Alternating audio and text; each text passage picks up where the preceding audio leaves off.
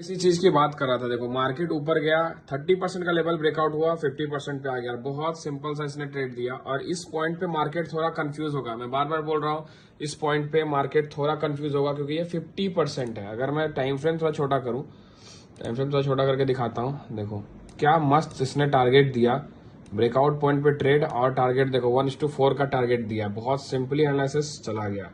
Everyone, ये है bank Nifty का चार्ट और मैं पिछले एक महीने से ऑलरेडी आप लोग को अपडेट कर रहा हूँ कि ये चैनल पैटर्न में ध्यान दो। ये चैनल पैटर्न परफेक्टली ट्रेड हो रहा है। फिर से यहाँ पर ब्रेकआउट के पोजीशंस बने थे, मार्केट ने स्टॉप लॉस खाया बट मार्केट वापस नीचे आ गया। बहुत लोगों ने इस जगह पर जब ग्रीन कैंडल बनाया था, बहुत लोगों ने मुझे मैसेज किया था कि सर आप कैसा एनालिसिस करके डाल रहे हो। 100% गलत होगा क्योंकि मार्केट ऑल टाइम हाई के एक अच्छे लेवल पे है। यहाँ से मार्केट ब्रेकआउट करके चला जाएगा, फलना ढिमकाना बहुत लोगों ने बोला था। अब देख लो, एक्सपीरियंस हमेशा काम आता है मार्केट में। एक्सपीरियंस हमेशा बोलता है क्योंकि जब तक ये चैनल पैटर्न ब्रेकआउट नहीं करेगा तब तक आप कुछ प्रिडिक्ट नहीं कर सकते। स्टॉक मार्केट प्रिडिक्शन का गेम नहीं है, रिएक्शन का गेम है। ब्रेकआउट करेगा तो ट्रेड लेंगे, नहीं ब्रेकआउट करेगा तो जैसा चलेगा उस अकॉर्डिंग ट्रेड लेना है मार्केट में। प्रिडिक्ट मत करो, रिएक्ट करो।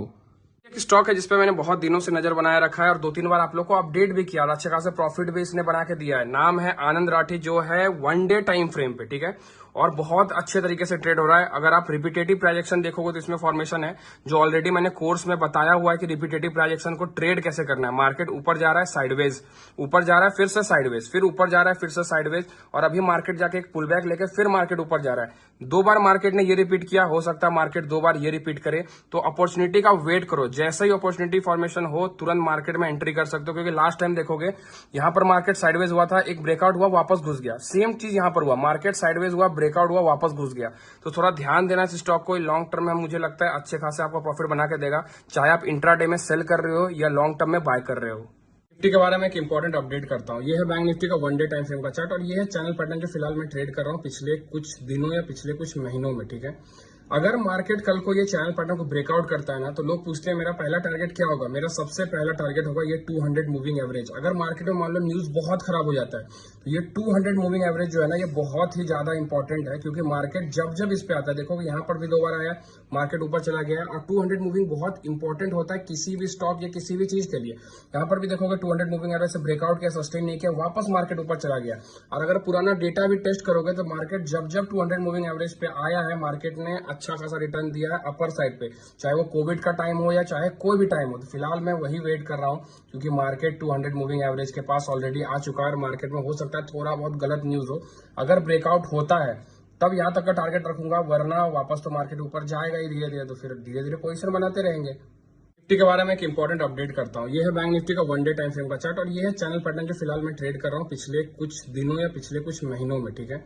अगर मार्केट कल को ये चैनल पैटर्न को ब्रेकआउट करता है ना, तो लोग पूछते हैं मेरा पहला टारगेट क्या होगा। मेरा सबसे पहला टारगेट होगा ये 200 मूविंग एवरेज। अगर मार्केट में मान लो न्यूज बहुत खराब हो जाता है तो ये 200 मूविंग एवरेज जो है ना, ये बहुत ही ज्यादा इंपॉर्टेंट है। क्योंकि मार्केट जब जब इस पे आता है, देखो यहाँ पर भी 2 बार आया, मार्केट ऊपर चला गया। और 200 मूविंग बहुत इंपॉर्टेंट होता है किसी भी स्टॉक या किसी भी चीज के लिए। यहाँ पर भी देखोगे 200 मूविंग एवरेज से ब्रेकआउट किया, सस्टेन नहीं किया, वापस मार्केट ऊपर चला गया। और अगर पुराना डेटा भी टेस्ट करोगे तो मार्केट जब जब 200 मूविंग एवरेज पे आया है, मार्केट ने अच्छा खासा रिटर्न दिया है अपर साइड पे, चाहे वो कोविड का टाइम हो या चाहे कोई भी टाइम हो। तो फिलहाल मैं वही वेट कर रहा हूं क्योंकि मार्केट 200 मूविंग एवरेज के पास ऑलरेडी आ चुका है और मार्केट में हो सकता है थोड़ा बहुत गलत न्यूज हो। अगर ब्रेकआउट होता है तब यहां तक का टारगेट रखूंगा, वरना वापस तो मार्केट ऊपर जाएगा ही धीरे धीरे। तो फिर धीरे धीरे पोजीशन बनाते रहेंगे। बोलते कि मैं कौन कौन से टाइप ऑफ इंडिकेटर ट्रेड करता हूँ या मार्केट में पोजीशन बनाने के लिए यूज करता हूँ। देखो मैं मार्केट में पोजीशन बनाने के लिए कोई भी इंडिकेटर ट्रेड नहीं करता। इंडिकेटर से मैंने आज तक कोई पोजीशन बनाया ही नहीं है। मैं सिर्फ प्राइस एक्शन पे ध्यान देता हूँ, स्मार्ट मनी कॉन्सेप्ट पे ध्यान देता हूँ। बट फिर भी आप जानना चाहते हो कि मैं किन किन इंडिकेटर का हेल्प लेता हूँ, तो ये है वो लिस्ट। मैं इतने इंडिकेटर का हेल्प लेता हूं बस टारगेट, स्टॉप लॉस ये सब प्लेस करने के लिए, ना कि कभी पोजीशन बनाने के लिए। इंडिकेटर आपको पैसा बना के कभी नहीं दे सकता, बट हेल्प कर सकता है थोड़ा बहुत मोमेंटम जानने के लिए, कहां पर स्टॉप लॉस लगाना चाहिए ये जानने के लिए। और इन सभी इंडिकेटर के बारे में मैंने अपने कोर्स में बात किया है। जितने लोगों ने कोर्स नहीं लिया ये स्क्रीनशॉट ले लो, आप कहीं से सीख सकते हो। जो मैं यूज करता हूं मेरे तरीके से यूज करना है तो आप कोर्स में एनरोल कर सकते हो।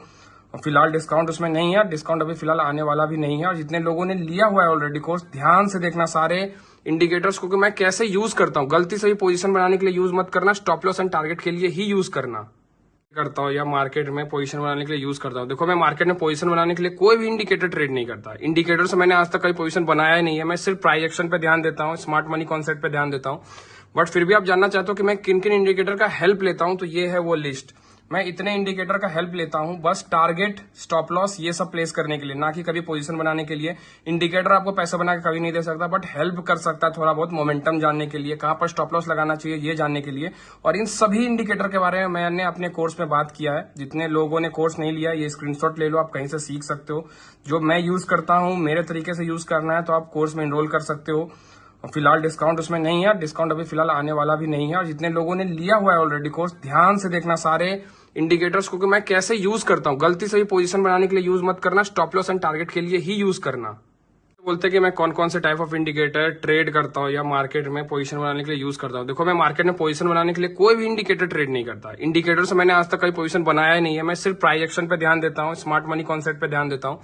बट फिर भी आप जानना चाहते हो कि मैं किन किन इंडिकेटर का हेल्प लेता हूं, तो ये है वो लिस्ट।